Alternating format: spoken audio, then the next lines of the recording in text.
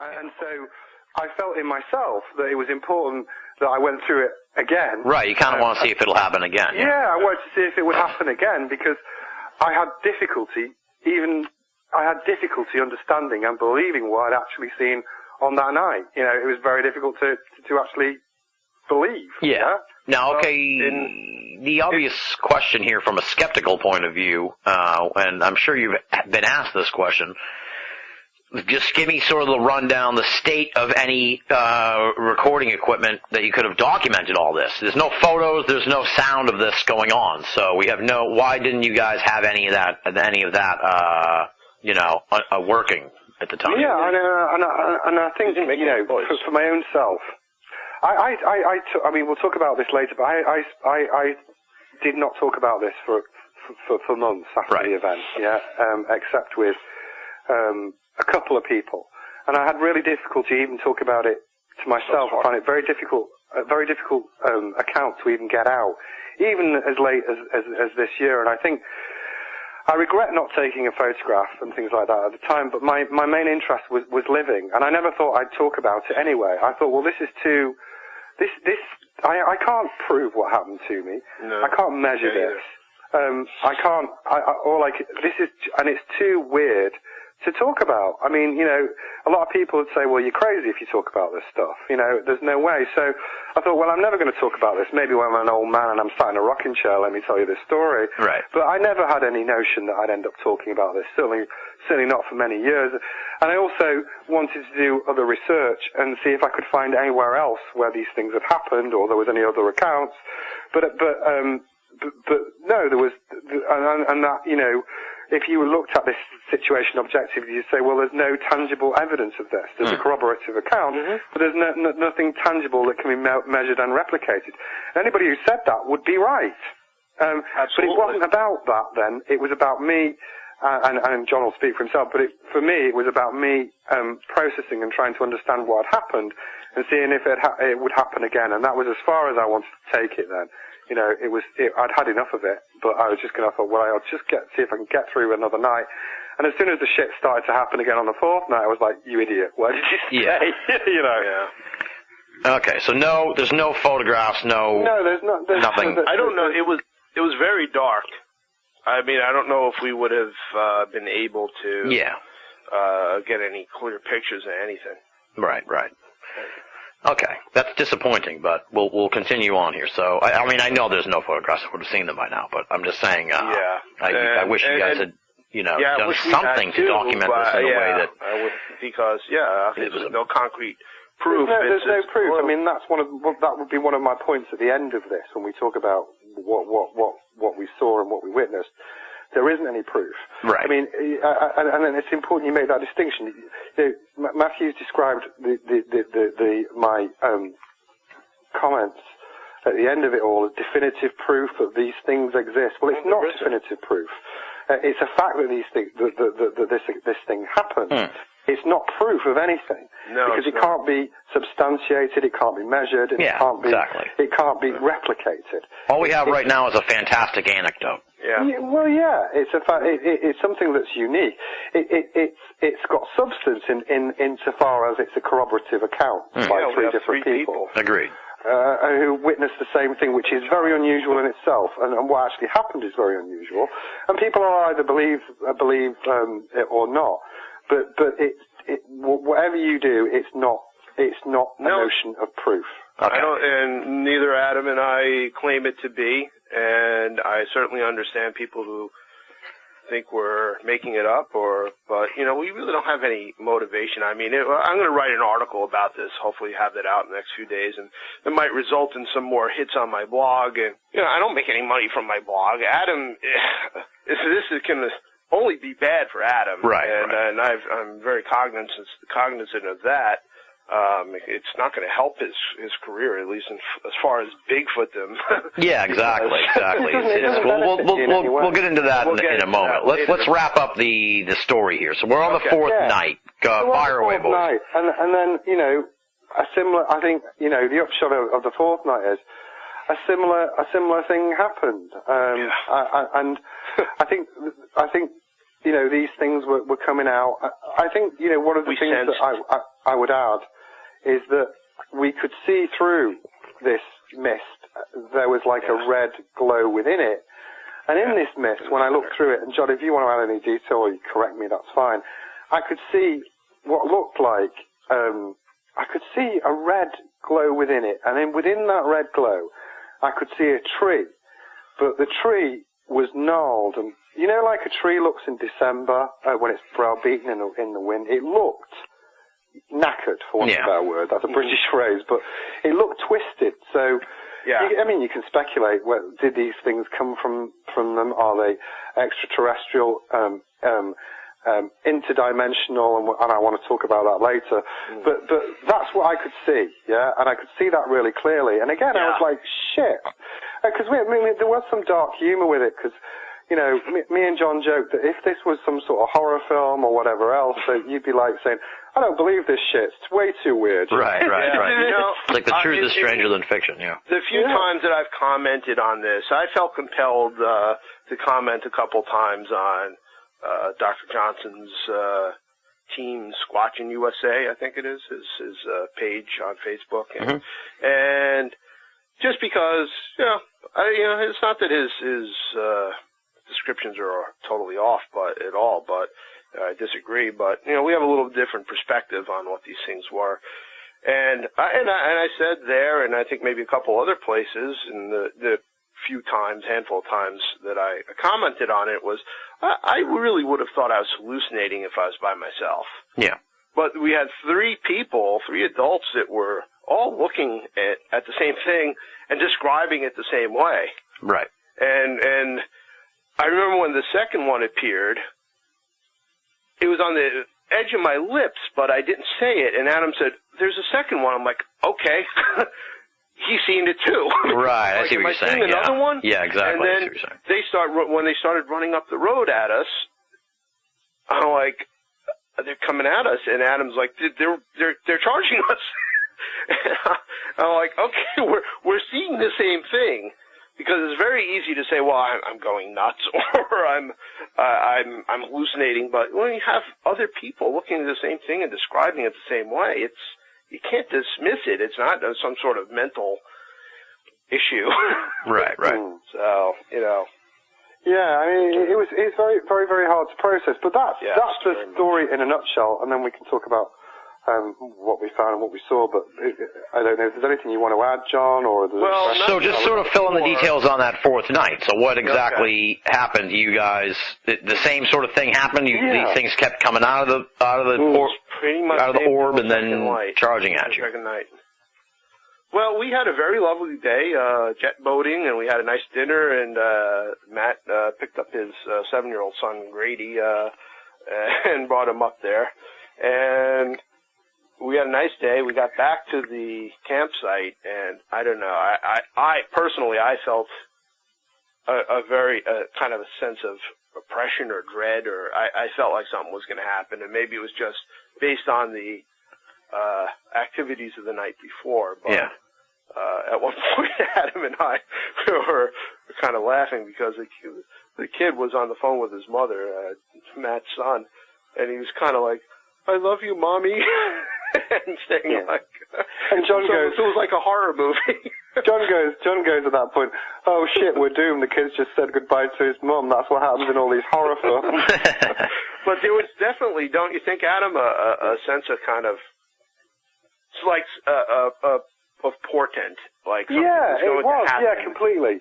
And the whole night, again, I mean, it felt like, I mean, I felt a number of emotions, if you're asking me how I felt, because John and I sat down, and we brought these chairs, and we sat down opposite this thing, this mist in it down the road, and we were flashing these lights and pushing it back and flashing it back, and it felt like a battle. And weirdly, I sort of felt a feeling of disappointment in the sense that I remember saying to John, I didn't sign up for the extraterrestrial battle with creatures from another world show.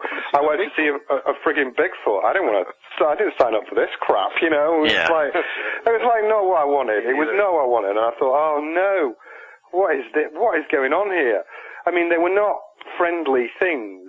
They were deeply unpleasant, and there was nothing else around when they were there. I mean, you can say, you know, they were deeply unpleasant, and that's it. Okay, so this fourth night is essentially a replay of. Was there anything different on the fourth night aside from your own sort of familiarity with the situation? The floating water bottle. Well, I didn't see that. You saw that. So you described that. Yeah. Well, in talking to Matt Johnson, he's experienced, supposedly from what he says, some other kind of strange phenomena up in that area.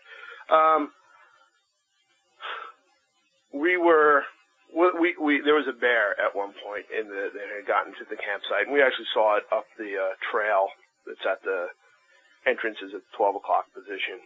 And Matt carries with him a 44 Magnum, big nickel-plated Magnum. And he said, well, I'm going to bed, guys. He goes, here's my, I'm not going to stay up all night with you guys again tonight, so here's my 44. If you see that bear or anything else, shoot it. So he was showing us how to use his 44 Magnum. This was like around late afternoon, almost dusk. We had just gotten back from our daytime activities. And the three of us, Adam and Matt are facing each other. I'm facing back to the 12 o'clock position, and Matt has a bunch of these folding tables set up where we have, various stuff, food stuffs, and he does his gifting bowls out on these tables. So we had a case of, water bottles, plastic water bottles. And I hear one, the sound of a water bottle when it hits the ground. It's kind of like that crunch, the plastic and the swoosh of the water. I hear this thing land at my feet, and we're standing about 20 feet in front of the table where the water bottles are.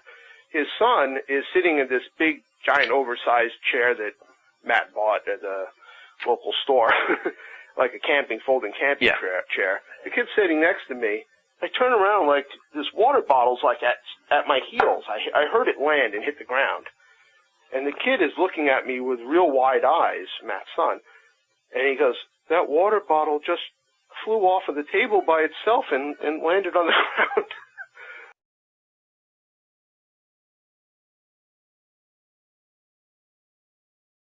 So Dr. Johnson says, it was one of the squatches. They were cloaking, and they're probably having some fun with us. Basically, they threw it over there. So, but this thing, there was no water bottle near there. The kid didn't have a water bottle. They were over on the table like 20 feet in front of us, and this thing came off the table and landed like right behind me, like almost at my heels. Weird. Yeah. So there's some kind of activity going on up there, whatever that may be, but kind of what you might categorize as paranormal. Okay. No, I think it's fair to say that he didn't think that there was any danger. He thought because he said. Well, he brought his son up there, so I can't imagine. Yeah, well, that's one of the things we'll talk about. But he said, well, I had a dream last night, and in my dream, the juvenile Sasquatch spoke to me and said that it was all fine and these were friendly. And I said, well, that's not my experience. I mean, what happened was that these things charged us. They weren't friendly. They were trying to get at us. But he said, oh, no, you've just misunderstood. These are actually friendly guardians or whatever. But, they weren't friendly. There's no way on earth they were friendly. Okay. Black things with glowing red eyes, I don't think are usually friendly. I don't mean to be racist or anything, or anti-demon, but those things just certainly didn't look nice. Okay, they looked on the hostile, let's say. Yeah, okay, so and that's one of his things that he said. Well, because they looked the way they did, that they assumed that they were evil, but they behaved evilly as well, is what you're saying. Well, yeah, and there was almost a palpable sense, right, Adam? Like, when they showed up, it was a feeling. Yeah, it was very unpleasant. Okay, so just to finish up the story, so you guys have the same sort of experience the second night. This portal opens, these things are coming out, you're keeping them at bay. And I'm not saying portal because I don't know what it was. Yeah, I know. I keep saying portal, but it's a doorway of sorts, we think, for these things. So I guess we don't know. I mean, that's true. We'll get into that. I just want to finish the story. So then, the next day, you guys, you're done with your expedition. You leave Soha, right? Yeah. Mm-hmm. That's pretty much how it all kind of went down. Yeah, that's it. And you were like, now, Adam, you said you didn't think you'd ever talk about this, but now you guys are talking about it. So yeah, now we're kind of in the next stage, I guess, of the whole thing in a way. It's like, well, what do you think? What do you think happened there? What do you think these things were? It's all conjecture at this point. Like you said, it's important to separate, fact from conjecture. And like all we know right now is that you guys saw this mist, this orb, and these two entities emerge, over the course of a couple nights, and they at times showed aggression toward you guys, and they could be held at bay with light. I think that's the basis. That's the facts that we can establish based on what you both experienced. That's a very good synopsis. Yeah, that's exactly right. So I left, and then I went off to the Sierras, and John went back. And then when I got home, I found it very, very difficult to talk about at all. I mean, because it was very traumatic. I didn't want to talk about it, and I told Matthew Johnson I didn't want to talk about it. I said, look, I'll talk about the Bigfoot stuff. I'm not talking about that. There's no proof of it. It can't be substantiated, and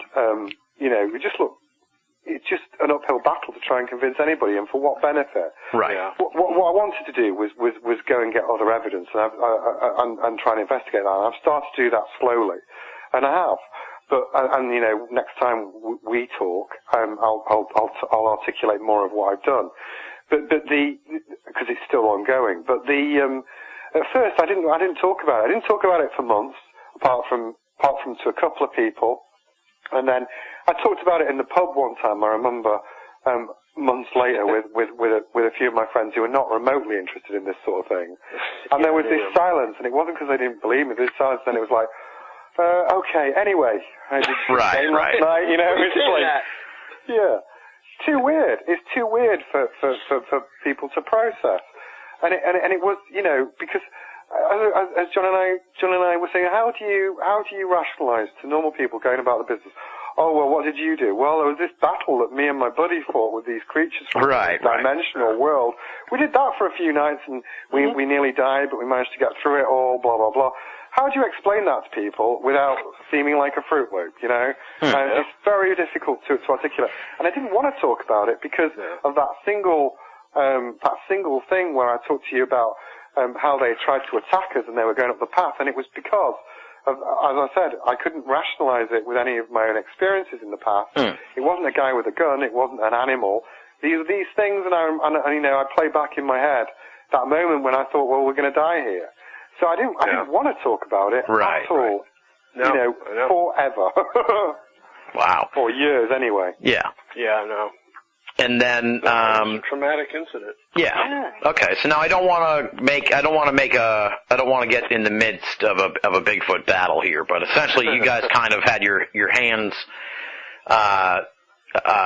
were kind of tied on this. The story came out, let's say. Yeah. The story came out, and so now you were kind of. I know you've been under a lot of pressure, Adam, to tell the story. Came out. I didn't know the story was going to come out. Matthew Johnson talked about his version of it with the picture of the Guardian and Portal, all that lot. A conference he held, and I didn't know he was going to talk about it. No. And the very next day, my inbox was full of stuff about it. Right. And I still didn't want to talk about it, but ever since, nearly every day, I get messages in my Facebook page, or tell us about this, tell us about that, and I thought, well, I'm not going to be coerced into talking about it. Exactly. I'll talk about it when I'm ready. The whole world looks at me. Dallas, Tampa, Charlotte, Greensboro, Tokyo, Melbourne. I am your champion. Learn to like it. You're listening to Banal of America Audio. I am Space Smoke. I'm styling and profiling. Kiss stealing, wheeling dealing, limousine riding, jet flying, son of a gun. Woo, woo, woo. I have, and John can correct me if he thinks, but I have a fundamental difference of opinion of what these things are. No, you and I are on the same page. Yeah, and I don't think... We were up all night with these things. Yeah. 2 nights in a row. 2 nights in a row. And I think, What could they be? Now, there are several things. It's the fact that these things happened to us. This incident happened. So the rest of what you may have, I may think, is a hypothesis. Right, exactly. We established the facts moments ago as far as the facts of what happened, you know. Yeah, that's what happened. And people either believe it or they don't. Right. I don't care. Right. I'm not standing for the Bigfoot party. I don't care. Or I'm not standing for the alien or whatever. Exactly. But that's what happened. Take it or leave it. Right. I'm trying to approach this like in the most logical way possible here. Yeah, you know what I'm saying, Adam? Yeah, we need to as crazy as it is, we need to apply some sort of logic to this insane story. So we established that these are sort of the facts of what you guys experienced. That's what you're saying you experienced. So now what do you think, having had over a year now to sort of contemplate this, and you know, what's your takeaway on what went down those 2 nights in Southern Oregon? Well, I'll say mine, and then John will obviously say his. Sure. I mean, my take on it is well, first of all, as a starting point, I don't know. I can't be sure. Right. So anything else is conjecture. So hypothesis. Well, the first thing you might say was, well, it was an hallucination, but I don't think so. It was corroborated by 3 different people. We weren't under the influence of anything else. Yeah. The events we described, John and I described concurrently as they were happening to us. The feelings were very real. We even replicated it on a second night purely to see if that was the case, and it wasn't. So I don't think it was a hallucination. The next thing is, well, you know, then you come into the possibilities of quantum physics and what these things might be. Now, when I was a child, the idea of multiverses and different universes and different dimensions was almost akin to Nostradamus. These days, scientists talk about them quite openly. They talk about the fact that they are you know, there are different dimensions, and there are worlds beyond us. It seems to me that these things seem to have some sort of technology that was far superior to us. I certainly don't think that they were after a peanut butter sandwich from a gifting bowl. That doesn't make logical sense at all. Yeah. They were real tangible things. So they were after something, but I don't think it was after food or anything else. I don't know what they were after, but something with superior technology wouldn't be going for a food bowl. It doesn't seem logical to me. Now, let me jump in here, though, and ask you, you say technology, but part of me feels almost like this is some kind of a natural occurrence. Well, that might be another hypothesis. Tied to the place, possibly. That might be another hypothesis, and I'm just breaking down a couple of things. Sorry. So if it's a technologically superior thing, then I don't think something like a Bigfoot would possess it. I mean, the Bigfoots would be wandering around in a forest, banging a tree with a stick. They're not going to have interdimensional. Why would they bother again if they had interdimensional technology or whatever you want to call it? Why would they be hanging around in a forest? You don't know. I'm just speculating. Right. And to make things even stranger, it's like entirely possible. We haven't even really sort of established this, and it needs to be said. You know, in the little graphic I made, you know, I called it the Soha Bigfoot portal. It's like we don't have any, based on what you guys experienced. No.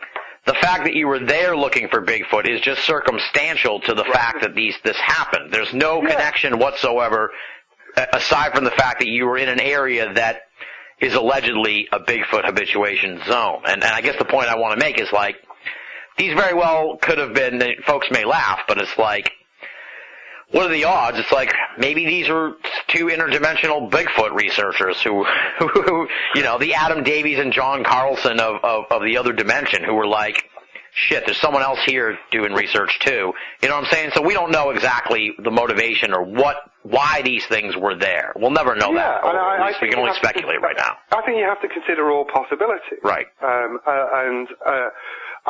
So some of the hypotheses you might make are going to be more radical than others. Mm-hmm. But what I'm also trying to do is extrapolate what I think might be reasonable in the circumstances. Yes. So if I go with the assumption that these are extraterrestrial interdimensional, whatever you call aliens, then they have superior technology to us because they're able to do something that we can't do. And technologically, we're like children to them, you know? Yeah. They're much more advanced than us. So their motivations are questionable. But I don't think I can say reasonably that they would be looking for food on that basis if they had that sort of technology. Right. So their motivations must be something else, and I don't know what those might be, but there must be something else, and that's what I'm trying to seek to explore. There was certainly a malevolence about them. I mean, John is more theologically minded than me, I think it's fair to say, so he'll talk about those sort of things. But what I was then interested in is, when I consider that, from my own point of view, the most likely hypothesis is that they are real, that they have some sort of agenda that involves people. I mean, I can't say that there wouldn't be a connection with other creatures around there because clearly they're in that place. Yeah. Then you sort of think, well, are there any other accounts? Now, I've had at least 3 other accounts from people who have described these sort of mist and glow and things like that in their area. I've been to one. I'm not going to name that person because I haven't got their permission. And I'm going to go to another one very soon where somebody has said that this thing has happened to them. And they didn't know what I've described tonight because I'm only talking about it publicly to you for the first time. You see what I mean? That's right. So I'm investigating all of that to see if you can pick up a pattern of behavior and motivation as to what these things might have. But the starting point is, I don't know. I'm working on hypothesis.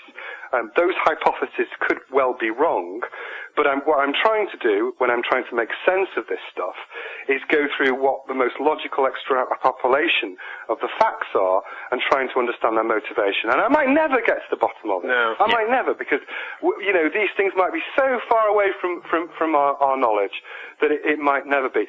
And there is no proof. There is nothing I can measure and nothing I can show to other people objectively to analyze of what actually happened. Right. What I have got is a corroborative account, a very real and very unpleasant and harrowing experience, the worst experience of my life that happened to me at that time. But what I need to work on and what I am doing is trying to make sense of it. Yeah. But I've been forced to talk about it because I've been had that much pressure about it that eventually I popped. Yeah. Yeah. And we wanted to discuss it because I mean we're not disagreeing for the most part with Dr. Johnson, but he definitely has a different view of what these things were. But it's a little unfair because he went to bed and he was not all up all night with these things. He wasn't there when this happened, and he's dismissed what we said. Yes, which is his right, but he's talked about the fact that they're guardians and all this lot. But that doesn't bear to me any relation to what I experienced and what John's personal experience was. No. Yeah. Well, you and I are on the same page. These things were.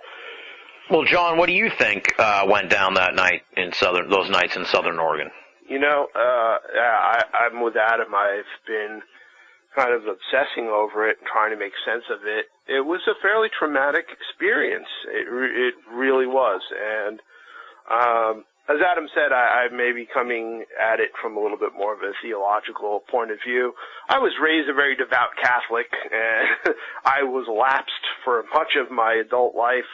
And it's kind of brought me back to my faith a little bit. Because really? In trying to discern what all this really meant, what I think it was, and in my studies, and I have really been doing a lot of reading and soul searching, and it's really been something that has been on my mind quite a bit, and I think they were demonic. And I know Dr. Johnson is very much against that point of view, because I think he feels that if he's of the opinion that the Bigfoot, or as he likes to call them, the forest people that live in this area, are benevolent, and that they are across the board benevolent, which I don't think I agree with. I'm on Adam's side with that, but maybe the ones in his area are. But I think maybe he thinks that by association, these things, if we call them evil, then by association we might be calling his forest people evil, and we're not. We didn't get that sense, that palpable sense of dread and foreboding and evil that we did when these things showed up. Yeah. Then when and Adam and I both feel pretty strongly that there was some Bigfoot on the perimeter of the site. Those first, the third, fourth, and fifth, or second, third, and fourth night. But these things, I think, may have been demonic entities. I don't know beyond that specifically what they were, but I certainly don't think they were anything that were on our side. Yeah. I know. Well, they weren't on our side because they went for us. No, they charged us at that point, and they were heading right at us. What? They were running up the road, and Adam said, they're charging at us. I'm like, okay, again, it was one of those things on the edge of my lips. I'm like, yeah, they are. Yeah. And they started to pick up speed, and then they were like almost in front of us, and we hit them, and they disappeared. So they definitely were not anything that were good, and I think they were demonic. And another interesting thing is they were moving within this reddish orange glow that we saw. And in some of my studies on demonology, in fact, I came across an interesting quote by St. Thomas Aquinas, and it said, and he's quoted and used quite a bit in the study of demonology and exorcism. It says, "They carry the fire of hell with them," and that's a quote by St. Thomas. And like these things were, this orangey glow went with them as they moved. And I think these things were demonic. Yeah. That's my personal opinion. Well, mine is, I don't know, and I want to investigate. I don't know further. either. Right. Obviously, you're sharing your just opinion. Conjecture on my part. I don't know. Yeah, I mean, these are all hypotheses because we don't know, and I think it's okay to say I don't know. I think it's okay to say absolutely we don't deal with certainties. We don't know. I will say that first and foremost. I don't know. This is all just conjecture. So we're trying to make sense of what happened, and it's very difficult to make sense. So your question, from a qualitative sense, is where do we take this story? Well, we take this story by doing further research, and there are precedents. There are with the ones I'm investigating, but also. Many of your listeners will be familiar with the Bigelow Ranch, with the Skinwalker Ranch that was investigated by Bigelow, who's obviously the head of NASA. And they had some really good scientists investigating all the stuff that went on down there. And I heard one of the colonels talking about it, a video, and they researched it for a long time, and at the end of it, he was like, well, some weird stuff happened, there were various accounts which you're familiar with. But at the end of the day, he said, well, where does this take you? What did you learn? And he sort of said, well, I don't know.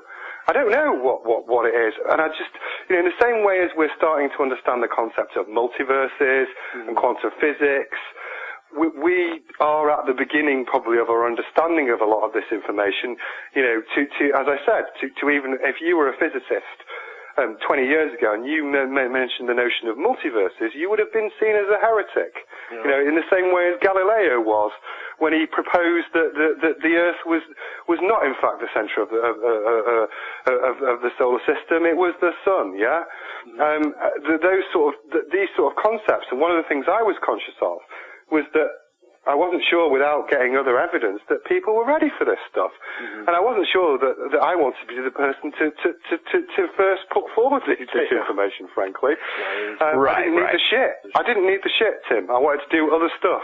No, these things. I got a lot to say, so. Well, I have a lot of questions and I have a lot of things. So hold on now. Let me wrangle you two, because you're clearly taken with this whole thing. So first. I'm interested, John. You said you tried to rebuke these things. Well, A, don't answer yet. A, the reaction. What was the reaction when you tried to rebuke these entities? And then B, if you don't mind, I hate to get too personal, but talk a little bit about your return to the church, because I feel like there's a lot. You're not the first person that's had this scenario unfold where they have sort of a paranormal experience and then return or sort of become religious. So I think there's something to that that maybe you personally should explore more? I don't mean just like right now telling me about it, but I mean beyond this show. Like, I would look more into that and find out more about that sort of thing that happens to a lot of folks. So tell me about the rebuking, and then tell me about your return to the church.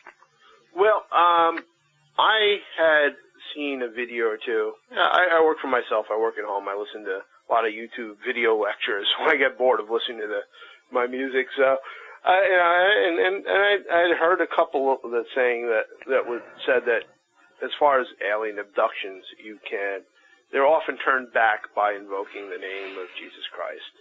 So basically, if you say, right, I've heard that. I rebuke you in the name of the Lord Jesus Christ. So I was like, let's try that, because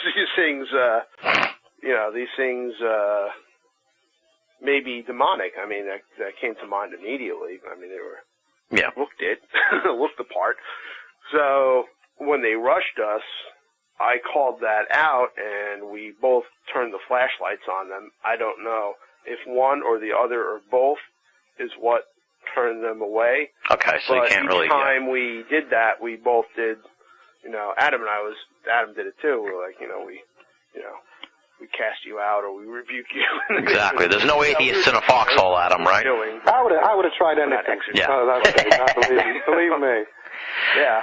Okay, so we can't be sure. We have no sort of control or litmus test of the rebuking and what that reaction was. I don't know if that's fair enough. Did it or not? Okay. But I began studying demonology. I've read a number of books at this point, and a lot of what I've read seems to fit this. And I don't know. One of the things I brought up, Adam just mentioned the Skinwalker Ranch in Utah. When I was there, I mentioned that to him and to Matt Johnson. I said, this place kind of reminds me. I read this book called The Hunt for the Skinwalker. Yeah, George Knapp, Colm Kelleher. Yes, great book. I've read it several times over. And the book I thought was fascinating because there's so many different types of paranormal phenomena that show up at the same place. And I've always kind of had this gut instinct that a lot of it, as much as people in the field want to compartmentalize all this, they like to say that, UFOs are this and Bigfoot is that and this and ghosts are this and they have nothing to do with that and this and that. I've always felt that there is a connection, and as I'm reading a lot of this stuff,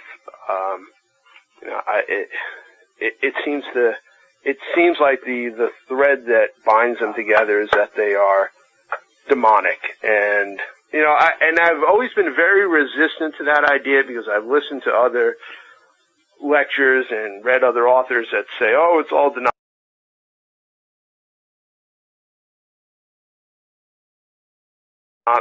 demonic, and I've tended to say, well, typical religious guy.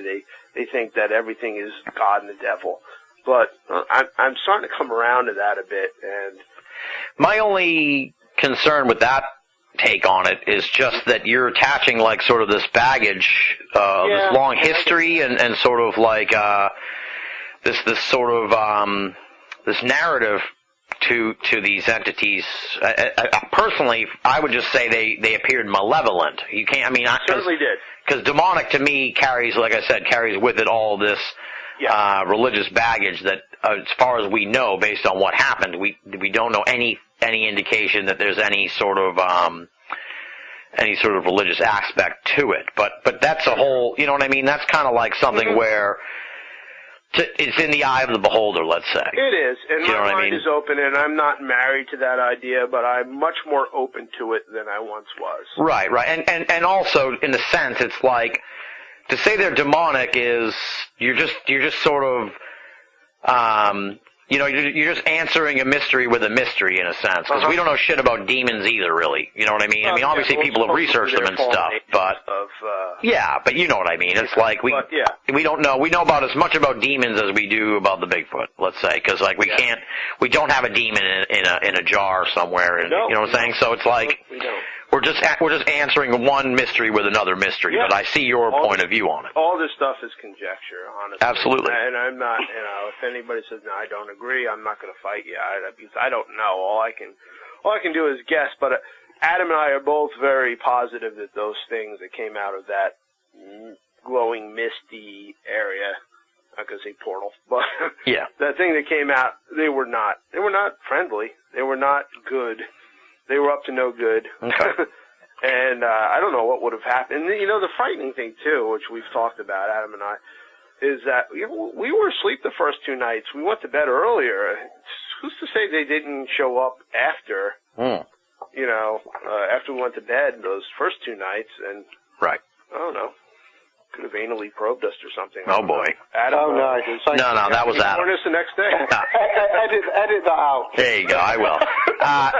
Let me say this, though. Of course, I'm sure there's, given what you said about the sort of polarizing nature of all this and the area and Dr. Matthew Johnson's work and stuff, is, I guess, answer the obvious retort that would come from someone who's skeptical, where it's like this: could you have been the victim of a hoax? Could this be something that he has orchestrated at his location, where he brings you guys up there? I mean, you said he goes to bed. It's like, I mean, that makes it sort of suspicious to me in a sense, and I'm not casting aspersions on him. I'm just looking at this as a completely independent third-party observer, where it's like you got 2 people who see something crazy in this dude's area.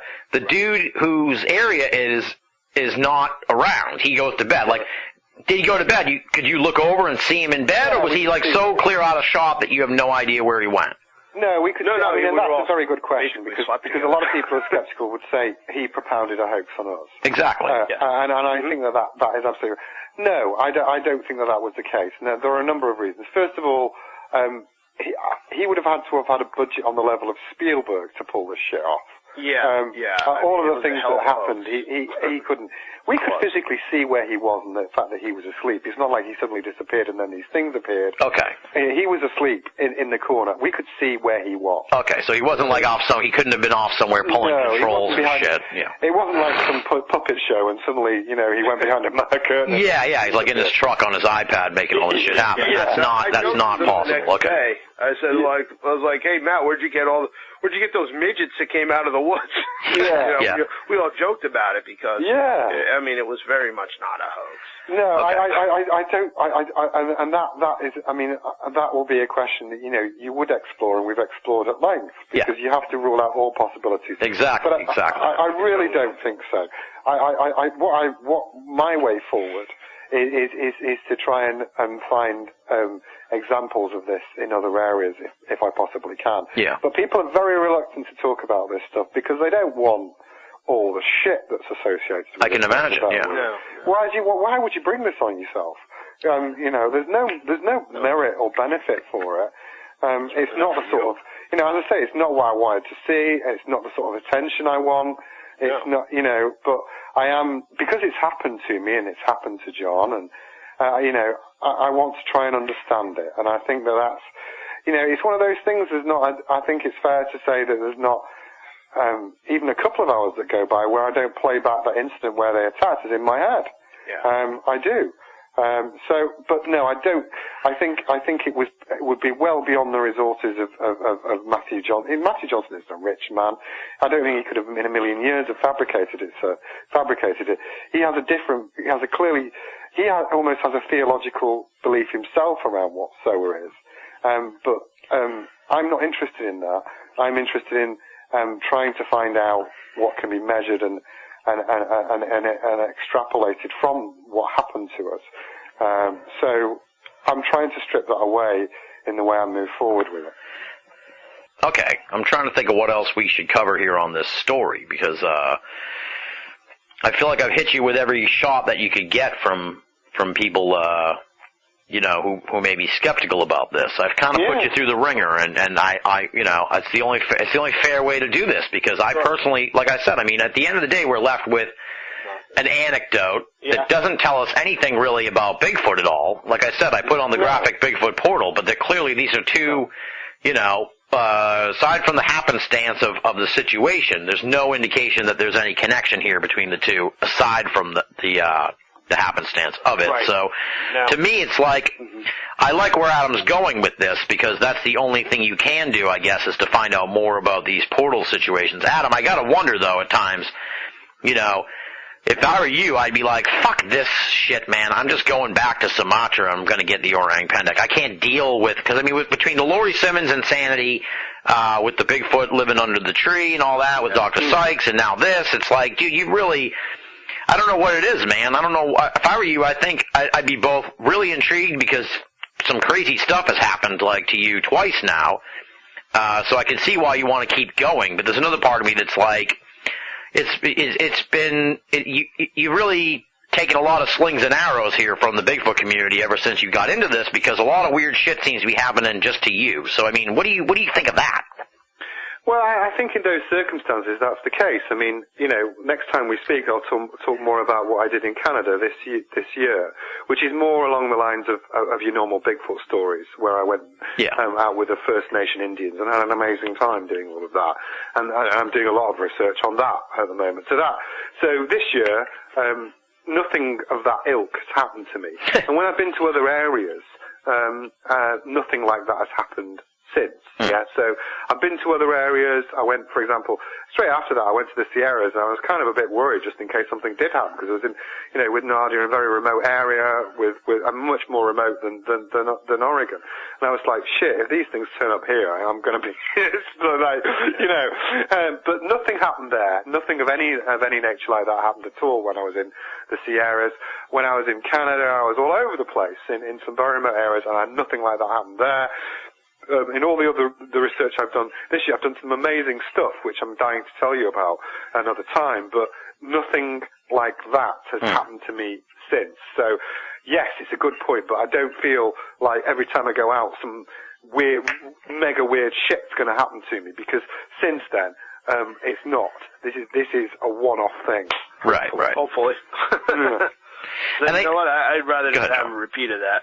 No. Myself. And I think, like, you know, at the end of the day, I'm interested in sort of getting the Bigfoot. You know what I mean? So to me, it's like, I love the story. It's a crazy story, and it's the kind of thing I love. And I'm sure, like, you know, it's really pretty wild, and it's fun to listen to. But it's like, at the end of the day, it doesn't get me or anyone else any closer to getting the Bigfoot. So it's like, no, it doesn't, and that's why I've moved on to other stuff since. Right. Yeah. And that was what I was quite happily doing until this stuff was like pressed on me. Yeah, your hand was kind of forced to get into all this. It wasn't what I wanted to talk about. As I said to you, I didn't want to talk about the extraterrestrial alien or whatever you want to call it show was not something I signed up for. I'm purely interested in doing the Bigfoot research, and I was not a big, you know, I've never done paranormal stuff, as you know. I'm not. Right. It's not that I'm anti it.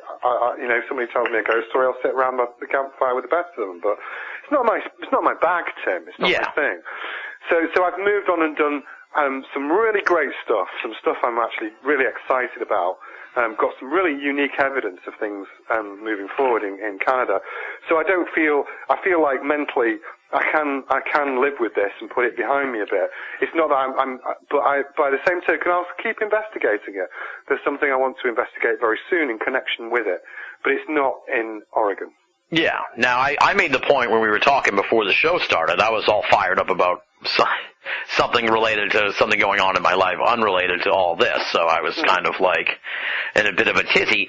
But, you know, with all due respect to Matthew Johnson, this does not apply to him specifically. This applies to the overall trend of Bigfoot habituation. I've kind of thrown my hands up at this point on these habituation stories, you know, because to me it's like, you know, we talk, again, with all due respect to Matthew Johnson, with all due respect to Laurie Simmons, who was on the program last year and has a habituation account. It's like, listen, at the end of the day, we want to get the Bigfoot, okay? Yeah. Get being, you know, insert your own definition, folks. Prove it's real, capture it, kill it.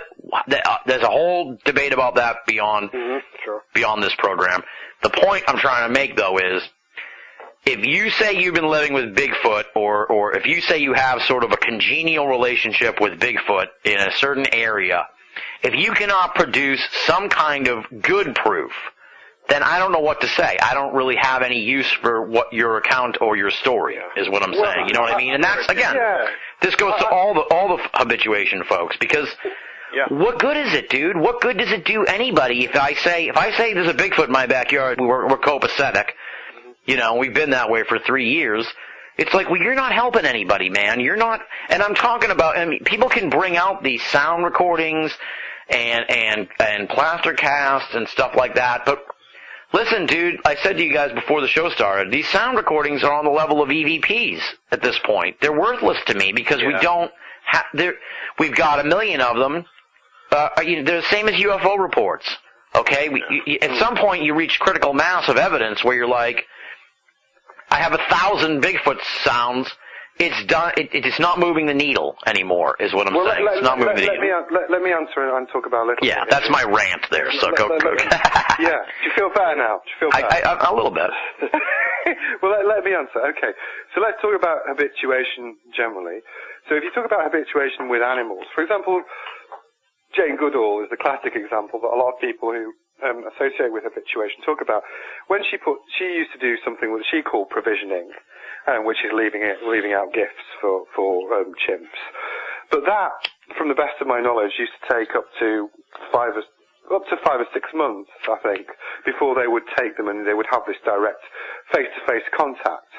She stopped that now, I think, but even with even without provisioning, she can make contact effectively, or they can make contact effectively with groups of chimps. Right. I think it takes up to 5 or 6 years. But when that does happen, the photographs are very clear. They're indisputable. Yeah. The chimps are with them. Now, some habituators who are connected with Bigfoot, you know, I don't want to diss them. Some of them are very genuine people who believe wholeheartedly in what they do. And some of them would say, well, that's not my motivation. I don't care about getting scientific proof. Tim, Adam, John, whatever. Yeah. I'm interested in just the interaction with them. Well, that's fine. But then if you do share your stories, you should be prepared to hear from people who will say, well, where's the proof? Right. By the same token, what I'm about, and I've always been very clear, is I'm interested in getting the scientific evidence. So I'm not interested myself in building up a relationship. The only thing and good luck to them if that's the methodology. The only thing I don't like is if people say that the reason that you're not connecting with them is because you're not special like them. Yeah. Yeah. I think that's a load of bullshit. I can't see why you would be special. And chosen by the Bigfoot. That's a load of hokey. You can say, look, I'm a habituate, I haven't got the evidence yet. So if you were with like Brown Sykes, Laurie Simmons, you say, well, you know, I am trying, this is the method that I've found that works for me, and I am trying to get that DNA evidence, I am trying to get that hair evidence, I just haven't got it yet, but I'll keep on going. Then I'm cool with that. That's totally fine.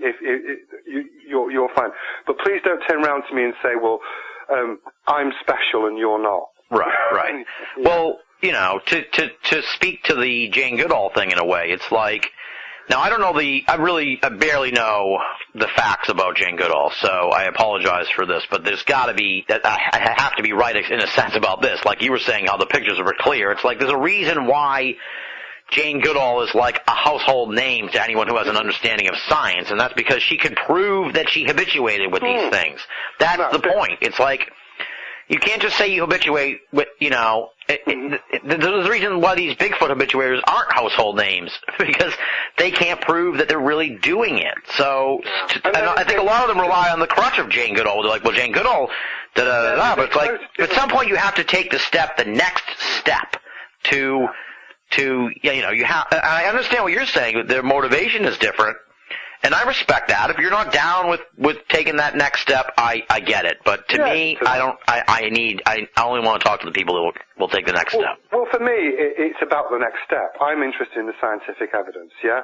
But you see, the difference is if you are propounding a theory around it, you're not it's not an independent objective research. You become an advocate. So you're advocating your belief system, right? With doing that sort of habituation, and that's fine if that's what you want to do. But it's not what you would call objective scientific evidence. Yeah, it's that approach, and that. You know, so for example, if I get a hair sample and I want to send it off for analysis, what I'll do is I'll say where it's from, I'll say the time and date I got it, but I'll also say the number of animal species that are in the area, which it may also be, particularly if I'd observed them or observed tracks or evidence of them, yeah? What I won't do is say, you know what, this must be a Bigfoot. Right. Yeah, because I'm an advocate then, I'm not a researcher. Right. John, anything to say about my ranting and all this stuff about habituation and the sort of the challenge of proving this thing? No, I am an outsider to all of this. As I said, I have a blog mostly about the paranormal. I have one article on there about Bigfoot based on an experience my wife had out in northwestern New Jersey, and her and a bunch of the other teachers and students. But I really prefer to stay an outsider to this group because they're very they're passionate. Yes, passionate. That's a nice way to say it. Yeah, they're pretty. They can be pretty contentious and backbiting, but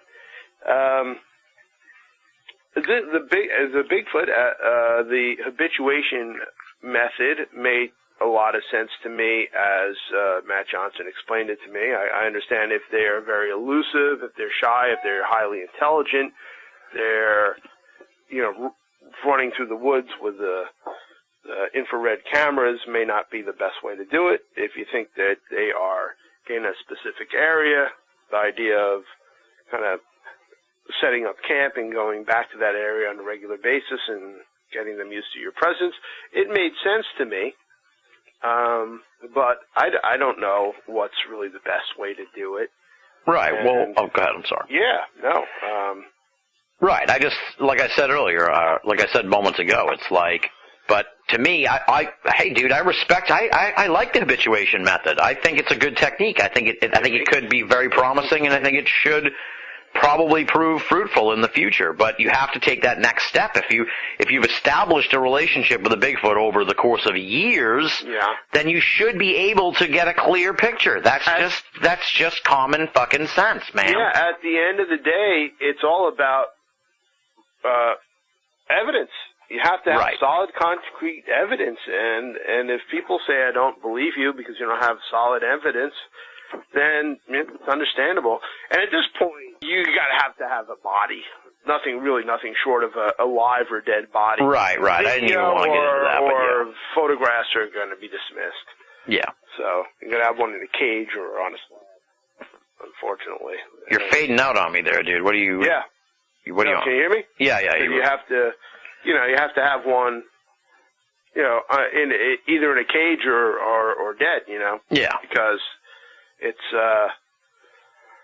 short of that, it's not going to be taken seriously. See, for me, I'm persuaded by the fact that you can still get DNA evidence. So or I DNA, think hair evidence would be enough to tip the balance myself. Because from the mitochondrial DNA, you should be able to write a paper on the existence of that. Yeah. But I take your point. I think the bottom line with what I'd say about habituation is some of these people are very, very nice. And I like some of them. The methodology. If you don't want to find what you're not interested in scientific evidence and you just want to enjoy yourself, then all well and good. But if you say that you are after that, then you need to put up or shut up. Yeah. And if people say to you, if people question your approach, then what you can't do is get very aggressive. If they do so, you have to be prepared to justify your position. And I'm cool with all of that, and there are pros and cons to that. As I say, the only thing I don't like is when people say that they're special and you're not, because I think that's bullshit. Yeah. My mom's been saying I'm special for years, so I don't need to hear it from anyone else. Special boy. You're her special boy, Tim. That's right, Adam. That's right. You are a special little cuddly boy. Yeah, and like I said, I mean, I'm passionate about this whole thing with the habituation, but I don't know any of these people personally. I don't have anything personally against them. I don't, it's not like I think that they're bad people. I'm just saying, as far as technique goes, it has merit. It seems promising. But you got to bring something new to the table at this point because we've seen it all before, and it's like, that's it, man. I mean, that's kind of my take on it. It's like, if I could establish a relationship with the Bigfoot, like these various situations, I probably wouldn't do this, but there's a part of me that's like, you befriend him, you kind of like establish that relationship, don't get too close, and then after a year or two, it's just you come out there and boom, shotgun. Well, I would never shoot one. I know. I'm saying I probably couldn't either because you probably eventually look at them as like a pet or a friend. But never be able to do that. There's a part of me that's like you got to be cold and calculating in this kind of situation if possible. But I mean, I don't even know. It's this whole Bigfoot thing. It's getting weirder and weirder all the time, man. And it's interesting to me, and Adam knows more about this than I do, but there's a lot of these kind of paranormal stories associated with business with Bigfoot that I think gets swept under the rug. Oh yeah, absolutely. Especially like in the UFO community. Yeah, and the people who are very tied to the idea that they're some sort of physical beings or that they are some relic hominid don't want to hear that stuff. And Adam, I don't want to speak out of turn. I'm not going to mention any names, but Adam said he talked to somebody that is a major Bigfoot researcher and had a UFO sighting associated with a Bigfoot sighting. Yeah, there's like a whole book by Stan Gordon talking about Bigfoot UFO connection from the Pennsylvania wave. So yeah, and this guy was like, I'm not going to talk about this because it will ruin my reputation in the field. So it's, there's a lot of this, and I'm not saying that they're necessarily magical or interdimensional, but there seems to be more to the whole thing than we might be guessing at. Right. Well, I had a guest on. I can't rule this out now, so I this is, again, with all due respect to you guys. I had a guest on a couple of episodes ago, Eric Wallette, talking about the parapsychological effects. So he was saying there are instances, or he thinks there's instances where that multiple people see the same thing, but it's still it's still somehow not psychological, but a parapsychological phenomenon. So, I mean, we honestly can't rule that out necessarily. Just because you three guys saw the same thing doesn't mean it wasn't some shared psychic experience in a sense. True. Yeah, so, and I think that argument would have been more plausible had it just happened on the one night. But the fact is, it happened on the second night as well. Okay. And it was replicated. So if it was just one continual event, it started, it had a finish, and that was it, then I would have been more inclined towards that and said yes. But the fact is, it happened a second time. Yeah. On a second night. Okay. And that was persuasive for me. Okay. 2.5 hours. It was from 2:30 a.m. again the second night, also around 2:30 it started, till dawn. It shut down when the sun started to rise. Right. So it was like 2:30 to 5 both nights. It wasn't like a fleeting glimpse of something. Yeah, it was very specific, and we had to fight it off. I mean, there's no question. Yeah. We had to actually directly interact with it in order for it wasn't something that was, it was directly responding to us. But anyway. I know, but part of me also, though, Adam, I got to say, I understand this was really traumatic, so I don't want to be a dick. But you're saying you had to, like, fight it off, and that your life was in danger, but you're also saying that if you shined a flashlight at it, it disappeared. So, I mean, what was how could, that doesn't sound very terrifying to me. Well, it was, because the things attacked us. I mean, what you've got something you've never seen before, beyond your contemplation, showing anger on its face, rushing at you.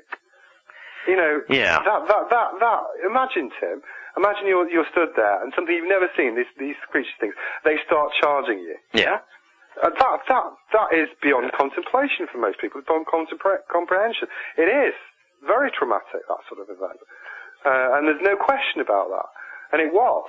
So somebody might say that, but, you know, that was my personal experience of the event, and that was John's. Okay. So what I can say with absolute certainty is, yes, it was. And, you know, it did feel like a battle. Now, you know, people may well say, well, I don't believe that, whatever. Sure.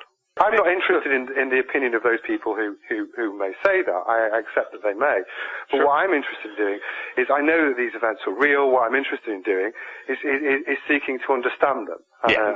And yeah, it was hugely intense, that incident.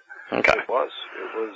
I would use the word traumatic. It sounds like you guys really, you know, I feel bad sort of hitting you with these tougher questions, but it's like, this is the only, you know, legitimate. This is what people have been waiting for, and I'm sure they've pondered all this stuff for a while too, so it stands to a reason. I just wish you had gotten more, you know, something more out of it that we could put our hands around. You know what I mean? But that's hindsight being 2020. Yeah. That's as far as you can take it this time. I mean, it stands as a unique account that's corroborated, that happened on a number of events. So it's definitely an interesting account. Yeah. Absolutely. It's not proof of anything, and it was certainly extremely unpleasant. But, you know, further research needs to happen if you can get anywhere. I'm not sure I can. And you know, I think most of it's I don't knows, other than the fact that it happened. Yeah. Interesting story, if I can add. When we were there, I think I had mentioned that I brought up the Skinwalker Ranch to Adam and Matt, and they hadn't heard of it at the time. I've read that book several times over again, Hunt for the Skinwalker, George Knapp and Colm Kelleher. And after we were there, and I said, you know, I think this place is maybe a little bit, if maybe to a lesser degree, a bit like the Skinwalker Ranch, the SOA, Southern Oregon habituation area where Matt took us. And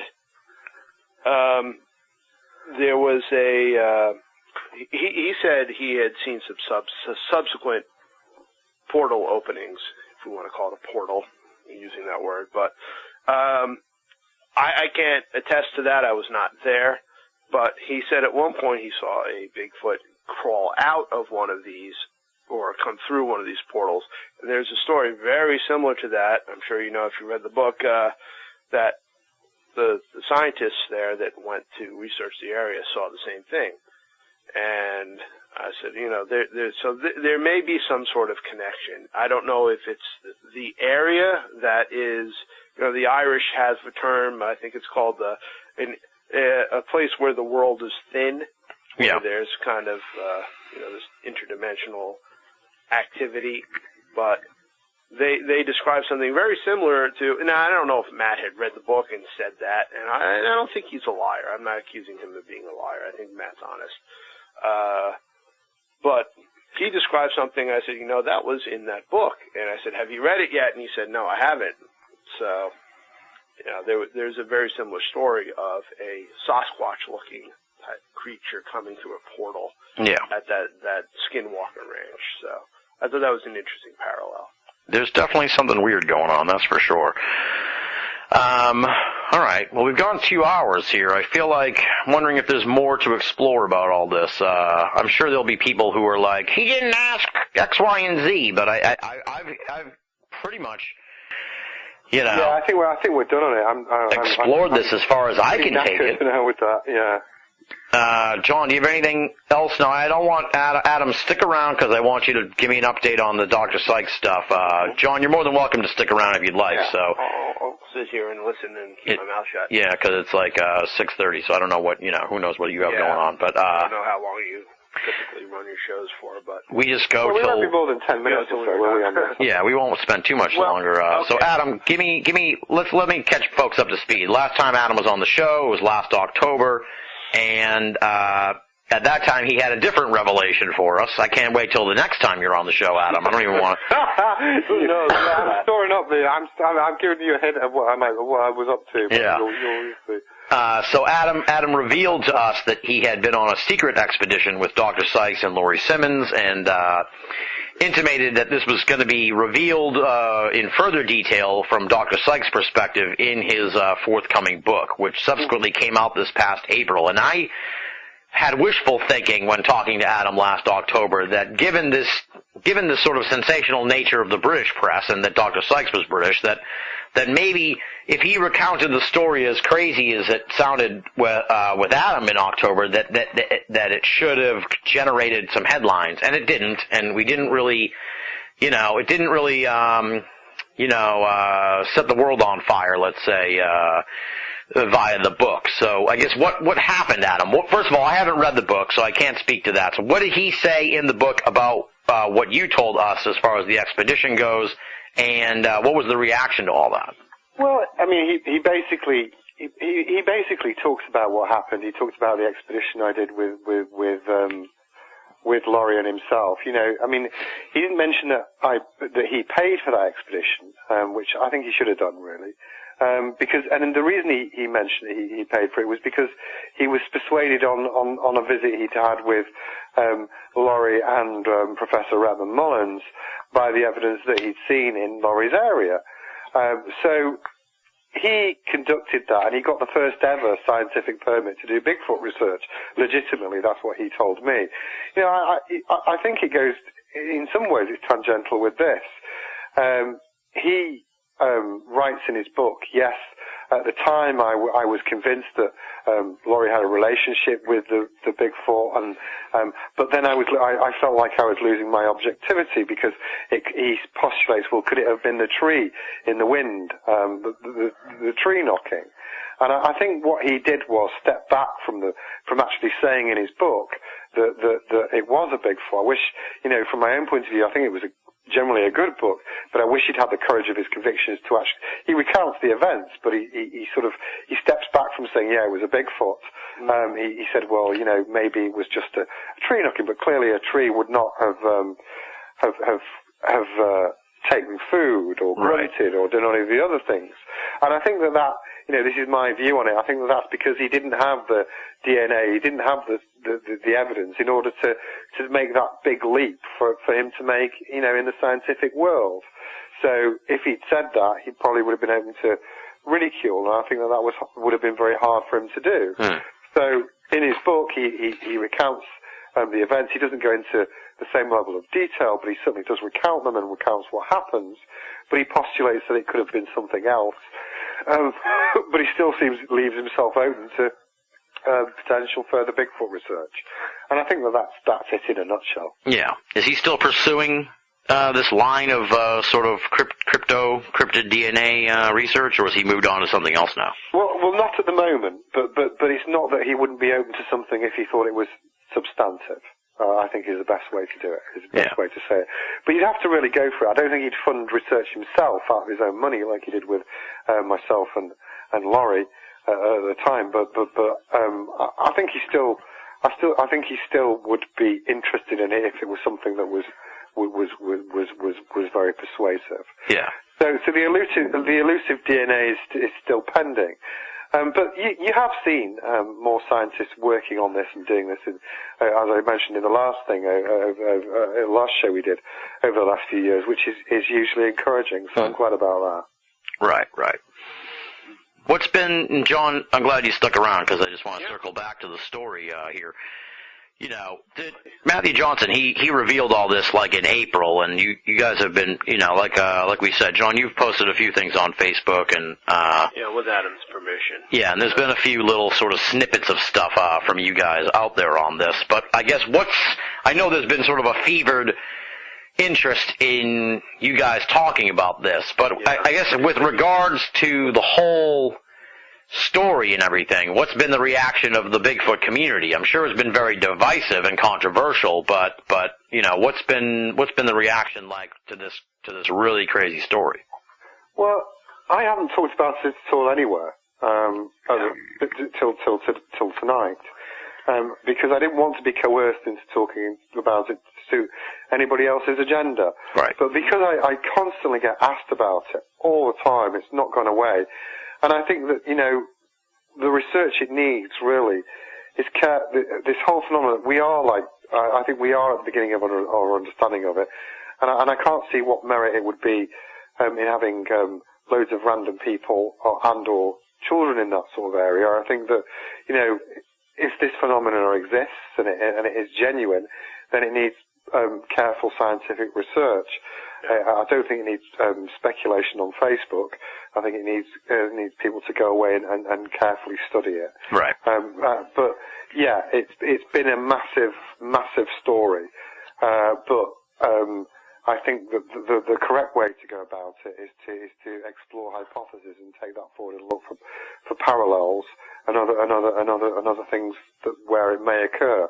But the problem is, if you have this sort of pizzazz, for want of a better word, around it, it puts people off from talking about these things. Yeah. Because they don't want the shit. They don't want the shit from people who may disagree with them. They don't want the shit on Facebook. They don't want the shit from Bigfoot community as a whole. They why would you take all this? I didn't want all this crap. Yeah. And I'm used to being in the public eye. So if you're a normal person going about the business and not having been used to all of this, then why would they take this on board on their shoulders? There's no benefit to them. So this tub thumping I don't think it's constructive. Yeah. I think Adam has more to lose by all this than I do. Absolutely. And honestly, I have no standing in this field. I've had a number of kind of strange experiences throughout my life. What you might call paranormal experiences when I was younger, early childhood, and then again in my teens, and then again nothing until last June out in Southern Oregon. But because of that, I've always had an interest in this sort of thing. And my mother was kind of psychically gifted, which is another contributing factor to my interest in the supernatural and unknown. But I had no specific interest in Bigfoot other than, kind of a general interest. And, I frankly don't really care. Most of my friends are not going to hear about this unless they're into this sort of thing. And right. That's almost nobody that I know and I'm not going to go post it on my general Facebook page because I don't think I really want people to know about this kind of thing, this aspect of my life. But,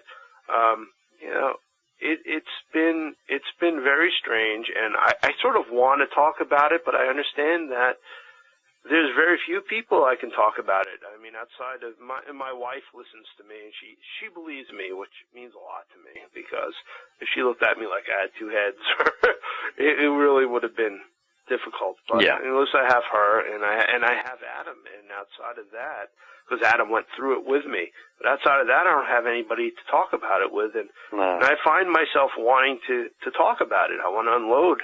Yeah. And the only one who has the shared experience that can really understand it is Adam. We have each other on this, but it happened. It happened.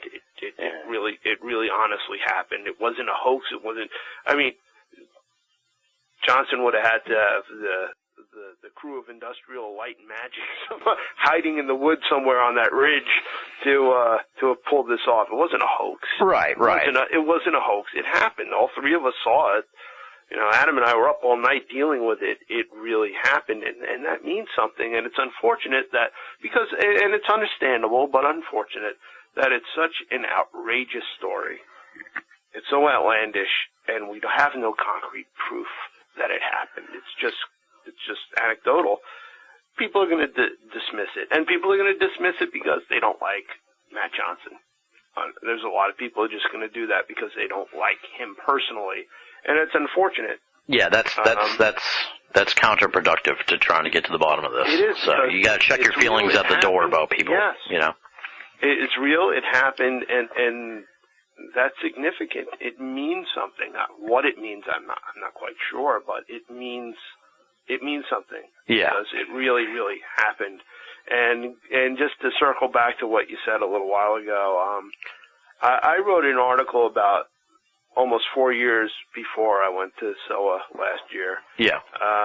About these repeated visitations that I sort of buried them as being dreams, but I don't think that they were. But about short, squat, black entities that used to visit me at my bedside, and it's very easy to say, oh, well, those were night terrors, and my mother used to say, well, we just moved to this new house in Massachusetts, and...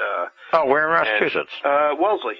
Oh, nice. In Wellesley, yeah. You're Burlington? You're out a little bit more towards the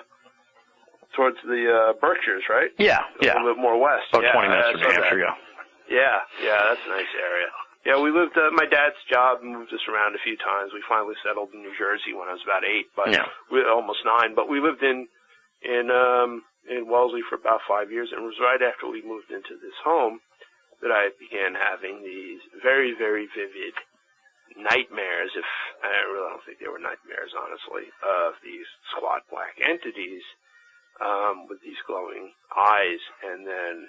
And these pretty much match the 5 years later, they're showing up on the mountainside in southern Oregon, and I swear I was like, those are fucking things, those are the same things that terrorized me as a kid. And it wasn't just like when I was laying in bed, it was, I have the article link on there, but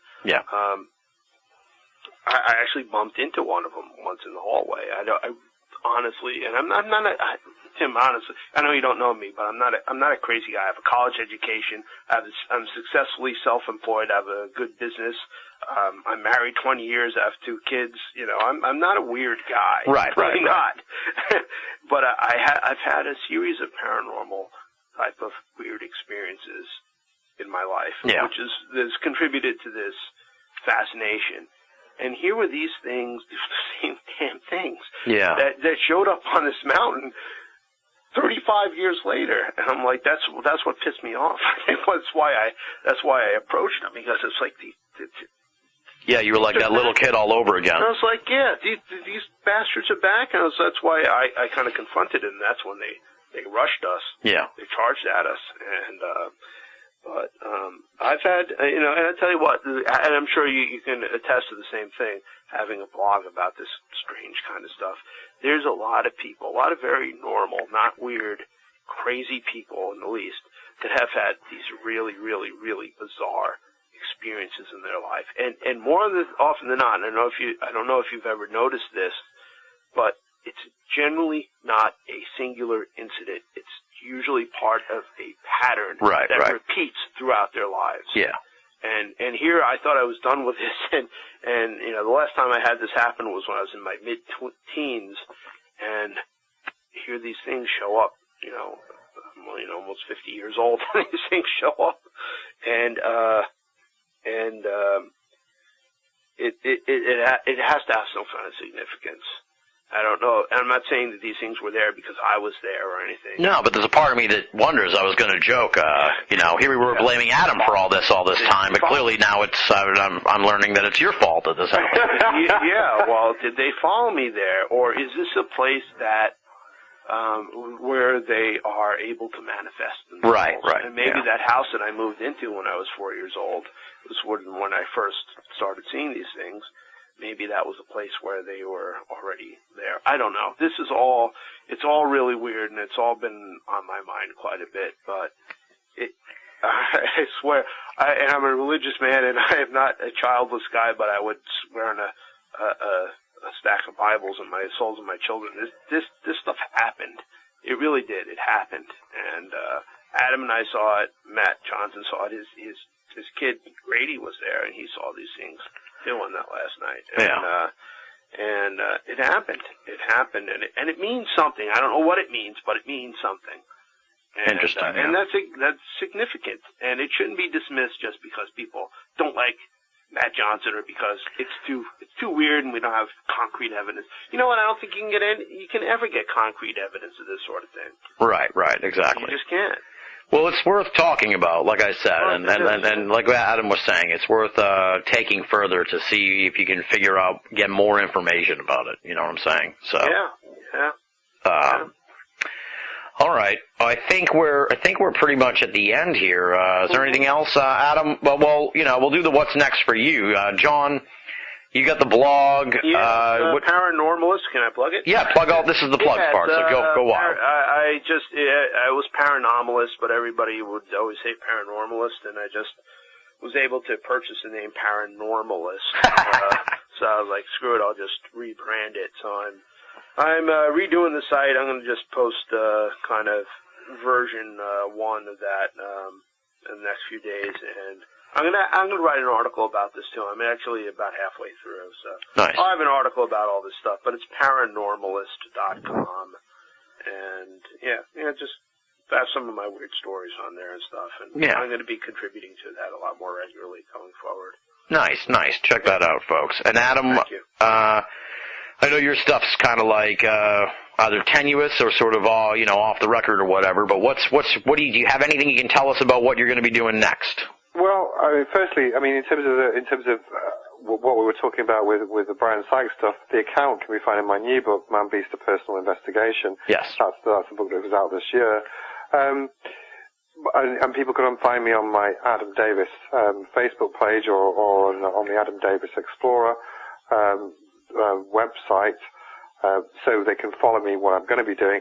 What I'm doing now is researching those areas that we talked about earlier on, but I'm also I had a pretty intense experiences in Canada, which I'll talk to you about next time, and I need to do some back-end scientific analysis of things that resulted from that whole expedition. But that's a story for another time. But I'm always doing something, you know that, Tim. Absolutely. Always on the go. But next time it'll be much more focused on the purest Bigfoot research. There you go. All right. Well, on that note, we'll wrap it up here. Just don't hang up after we're done, guys. We'll just sort of touch base afterwards and make sure we like how everything went down. On that note, I cannot thank you guys enough. I know we're kind of had your arms twisted into doing this. Not by me, folks. Adam reached out to me out of the blue and was like, "Hey, I got a story for you." And I looked at my schedule and realized that we hadn't had Adam on yet for the season, so it all kind of worked perfectly. And I really do, Adam, this is like the second exclusive you've given me on the show, and I really do appreciate that. And I don't know what to say about this story. It's pretty remarkable. I'm going to be thinking about it a lot. I haven't really formed an opinion on it, to be honest with you, yet. I certainly gave somebody a lot of shit once because I really hate the expression, but it's like, it does make sense in this instance where it's like, I believe that you believe this happened. But beyond that, I'm not quite sure exactly what happened yet. And I'm sure you guys are even worse. No, that's no different. Situation. That's no different to our position. We need to explore what happened. Right. So I would accept that. That's and having been in the situation, I'm sure, that can be at times somewhat maddening for you guys, because it's like, you guys know that this happened to you. And I really do appreciate you guys opening up and sharing this and satisfying all the people who've been dying to find out what went down that night, or at least what went down those nights from your perspectives. And like I said, I just really appreciate that you guys, turned to Blumenthal of America to get that story out. So thank you so much, and thank you for coming on the show. Thank you. All right, my pleasure. Our pleasure.